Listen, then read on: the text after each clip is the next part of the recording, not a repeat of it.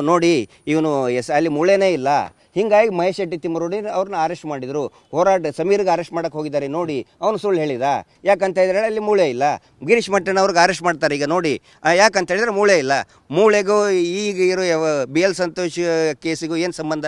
So ಆ ಒಂದು ಹುಚ್ಚುತನ ಮಾಡಿ ಇದನ್ನು ಮಾಡ್ತಾ ಇದ್ದಾರೆ. ನಾನು ರಿಕ್ವೆಸ್ಟ್ ಮಾಡ್ಕೊಳ್ಳೋದು ಎಲ್ರಿಗೂ ಕೂಡ, ನೋಡಿ ಪ್ರತಿದಿನ ಒಬ್ಬೊಬ್ಬರು ಬರ್ತಾ ಇದ್ದಾರೆ. ಆ ಧರ್ಮಸ್ಥಳದಲ್ಲಿ ಹತ್ಯೆ ಆದವ್ರದ್ದು ವೇದವಲ್ಲಿ ಪಾಪ ನಿನ್ನೆ ಮೊನ್ನೆನೇ ಬಂದಿದ್ದಾರೆ.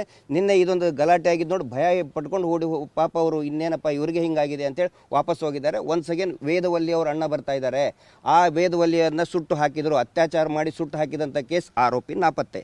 ಸೊ ಅವರು ಬಂದು ಕೊಟ್ಟಿದ್ದಾರೆ.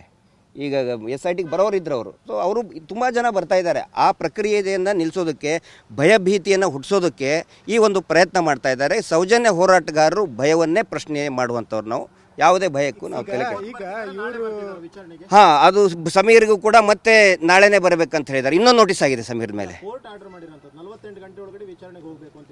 ಹೌದು, ಇವತ್ತು ಮೇ ಬಿ ಬರ್ತಾ ಇದ್ದಾರೆ ಅವರು. ಇವತ್ತು ಅಥವಾ ನಾಳೆ. ನಿನ್ನೆ ಸಾಯಂಕಾಲ ಆಗಿದೆ. ಸೊ ನಾಳೆವರೆಗೆ ಟೈಮ್ ಇದೆ.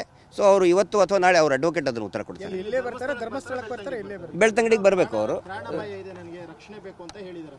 ಯಾರು? ಸಮೀರ್. ಸರ್ ಅದನ್ನು ಅವ್ರ ಅಡ್ವೊಕೇಟ್ ಫಾಲೋ ಅಪ್ ಮಾಡ್ತಾ ಇದ್ದಾರೆ. ದ್ವಾರಕನಾಥ್ ಸರ್ ಇದ್ದಾರೆ. ಸೊ ನಾನು ಅದನ್ನು ಕಾಂಟ್ರಾಡಿಕ್ಟ್ ಮಾಡೋಕ್ಕಾಗಲ್ಲ.